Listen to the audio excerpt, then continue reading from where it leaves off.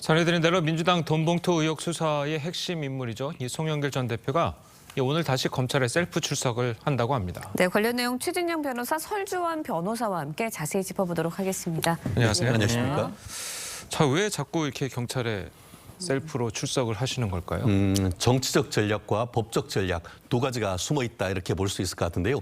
정치적 전략 같은 경우에는 지금 그 송 대표가 얘기한 것처럼 이미 국내에 들어온 지가 2달이 되도록 나를 부르지 않는다. 이것은 한마디로 사실상 나는 아무런 관계없는 사건인데 질질 수사를 끌기만 한다라는 취지로 해서 대국민 부실 수사 홍보전을 한다라는 그 전략이 읽히는 것 같고요. 예. 또 하나 법률적인 측면 같은 경우에는 뭐 다들 아시다시피 구속영장 청구에 대비해서 내가 적극적으로 2번이나 나와서 수사를 요청을 했는데 내가 도주할 위험이 어디 있느냐. 그렇게 해서 이런 걸로 했을 때 추후에 검찰의 구속영장 청구에 대한 대비전 이런 부분으로 볼 수가 있을 것 같은데요. 예. 어쨌든 이미 한번 나와서 그 검찰이 수사를 제대로 받지도 못한 상태에서 돌아갔는데 이제는 그걸 거부할 경우에는 1인 시위까지 하겠다라고 해서 오히려 정치적 측면에서 검찰을 압박하려는 것이 조금 더 우선 전략이 아닌가 생각을 합니다. 네, 송영길 전 대표 검찰 면담이 불발이 될 경우 1인 시위하겠다라고 예고까지 했거든요. 네,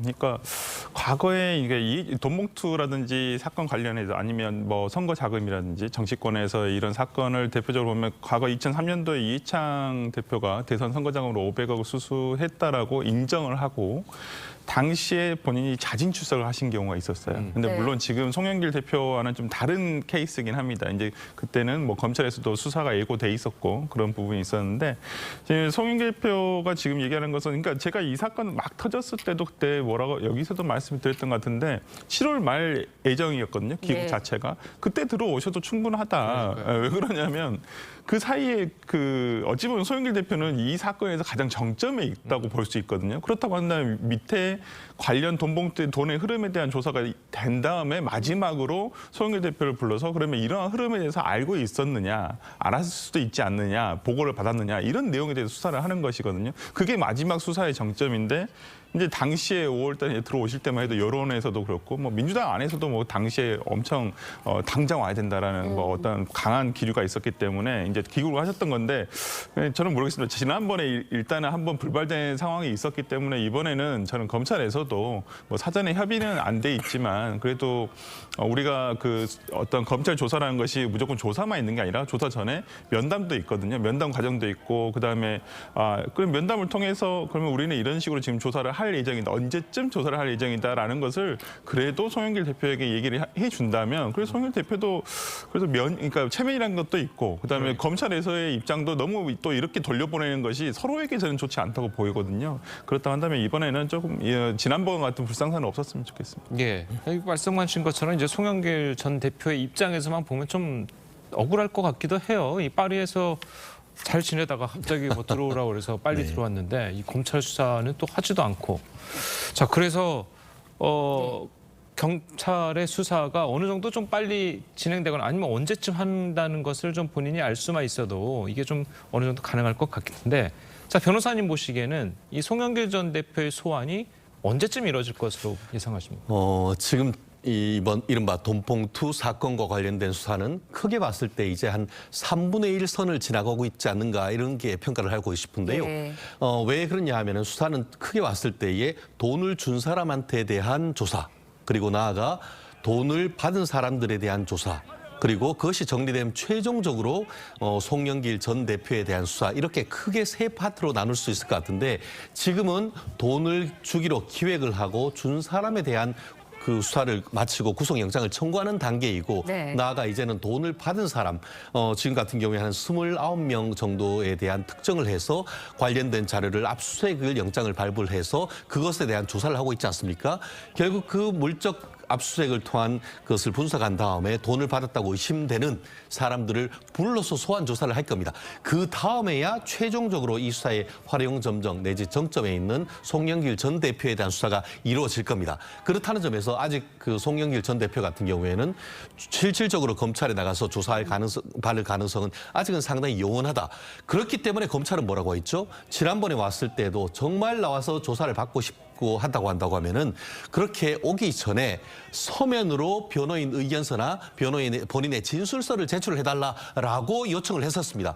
그런데 송영길 전 대표가 이렇게 두 번씩이나 검찰에 나가서 수사한다라고 수사받아 달라고만 하지만 사실상 본인의 의견을 담은 수사 의견서를 지금 검찰에 제출했다는 내용은 전혀 없지 않습니까? 실질적으로 그 이재명 전 대표만 해도 본인이 그 진술서를 해서 이 그 중앙지검과 그 성남지청에 냈는 적이 있는데 그와 같은 경우를 봤을 때도 송영길 전 대표는 수사를 받겠다는 신용만 할 뿐이지 실질적으로 사건의 실체에 대한 본인의 의견을 담은 진술서를 아직까지 내지 않았다라는 점에서는 사실상 쇼를 한다라는 비판에서 자유롭게 오른 것이죠. 그러면 오늘도 검찰이 만나주지도 않고 문전박대할 가능성이 크다라고 보십니까? 그렇습니다. 그렇기 때문에 지금 그 담당하는 변호사가 있지 않습니까? 변호사님이 있다고 하면 어떻게 하면 되냐 하면은 이렇게 뭐 시끌벅적하게 검찰청 앞에 있는 어떤 그 포토라인이 서고 시끌벅적하게 할 것이 아니고 그 변호사님이 담당 수사관을 그 검사와 면담을 요청을 하고 공식적으로 면담을 요청을 하고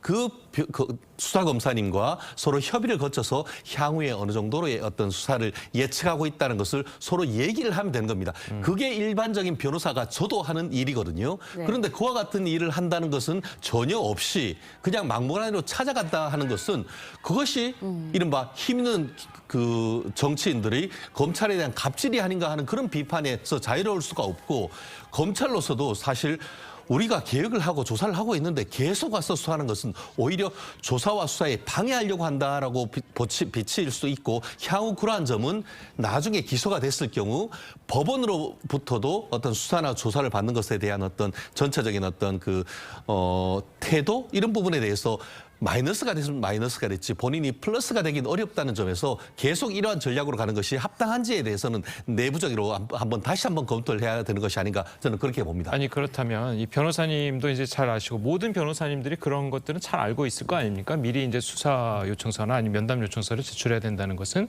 근데 그걸 알면서도 안 한다는 거는 문전박대를 당하는 걸 오히려 원해서 그런 거 아닌가요? 그렇습니다. 그렇기 때문에 이제 말씀드렸듯이 법적으로 어떤 구속영장을 피하기 위한 그런 전략도 있습니다만 실질적으로는 검찰을 압박하고 검찰이 제대로 수사를 하지 않으면서 질질 끊는다라는 그런 것을 국민들에게 부각시켜서 오히려 내가 어떤 비리를 저질렀다기보다는 검찰의 기획수사에 대한 피해자라는 그런 프레임을 만들려고 하는 의도가 훨씬 더 강하게 느껴진다는 것은 바로 그러한 점이 아닌가 생각을 합니다. 네, 부르지도 않았는데 검찰에 나가고 기자회견을 한다고 하고 1인 시위도 한다고 하고 이런 모습을 보면서 말씀하신 것처럼 진정성이 있는 거냐 결국은 이것 또한 전략 아니냐 이런 의문도 있는데 어떻게 보시나요? 지금은 정치적 전략이 더 강하다고 볼 수가 있죠. 더 포함된 내용에. 어찌 보면 지금 검찰의 입장에서는 돈 봉투를 수수했다는 사람, 받았다는 사람이 가장 빨리 나오기를 수사를 하고 있을 거예요. 그러니까 지금 29명에 대해서도 수사를 하지만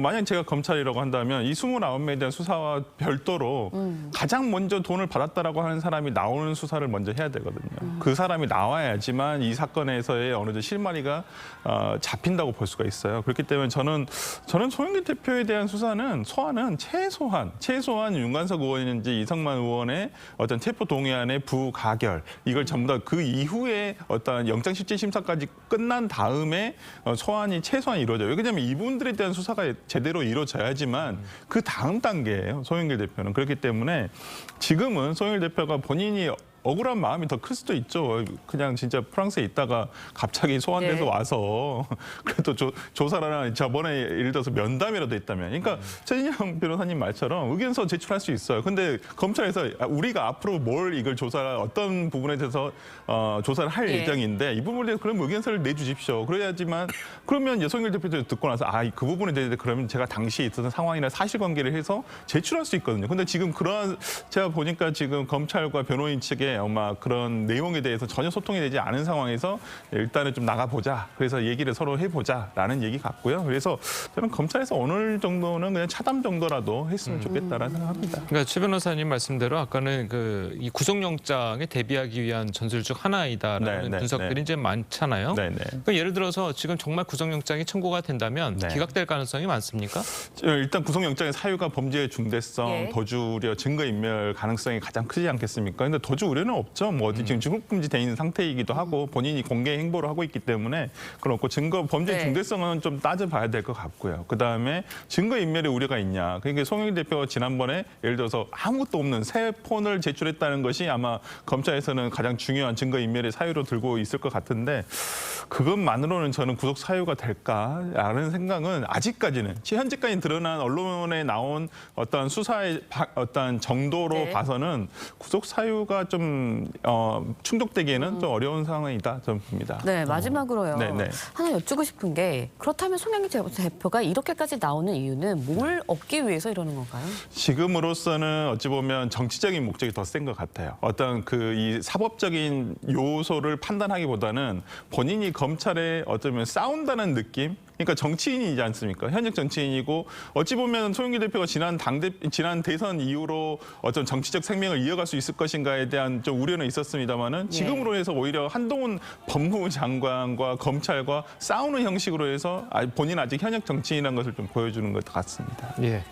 네, 저는 구속영장이 발부될 가능성이 상당히 높다라는 쪽을 예측을 하는데요. 네. 왜냐하면은 검찰 같은 경우에도 이번 이른바 돈봉투 사건 같은 경우에는 매우 중대한 범죄다. 왜냐하면은 선거가 민주주의의 꽃이고 그럼에도 불구하고 그렇기 때문에 공정하고 정당하게 이루어져야 되는데 그것을 매수했다라는 점에서 당내 경선임에도 불구하고 굉장히 중대하다라고 얘기를 하고 있습니다. 그렇기 때문에 범죄의 소명이 되는지가 일단 소명이 된다라고 할 경우에는 도주 우려와 증거인멸 우려가 있다라고 판단될 가능성이 높죠. 왜냐하면은 말씀드렸듯이 본인은 검찰에서 2번씩이나 나왔기 때문에 네. 어디에 도망가겠냐라고 얘기를 하겠지만 실질적으로 우리가 영장 실질 심사에서 도주 우려란 것은 현실적인 도주 우려를 넘어서 중형의 가능성이 있을 경우에는 도주 우려가 있다라고 판단하는 것이거든요. 대표적인 케이스가 박근혜 전 대통령이나 이명박 전 대통령에 대해서도 거기가 현실적인 도주 우려가 어디겠습니까? 그렇지만 중형의 가능성이 있기 때문에 도주 우려가 있다라고 판단했는 것이고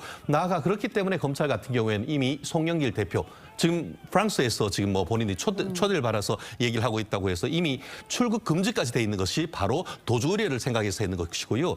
나아가 증거인멸 우려 같은 경우에도 벌써 한국에 들어와서 휴대폰을 제출해 주십시오 했더니만 이른바 깡통 휴대폰을 하면서 프랑스에서 쓰던 휴대폰은 폐기하고 왔다고 했지 않습니까? 나아가 윤관석 의원을 비롯해서 관련되는 사람들도 동일한 그런 패턴을 보이고 있기 때문에 이러한 부분에 있어서는 가장 핵심적인 증거를 담고 있는 휴대폰에 대해서 사실상 내용을 삭제해서 제출했다는 점은 가장 핵심적으로 증거인멸의 우려가 있다라고 판단할 가능성이 높습니다. 그렇다는 점에서 향후에 지켜봐야 되겠습니다만 적어도 지금 송영길 전 대표는 현역 의원도 아닌 그런 상황이기 때문에 만약에 이 부분이 이제 범죄의 소명이 있다라고 할 경우에는 영장 실질심사에서 이 구속영장 발부될 가능성이 상당히 높은 것이 아닌가 저는 조심스럽게 예측합니다. 예, 알겠습니다. 자, 오늘 두 분 변호사님 말씀 여기까지 듣겠습니다.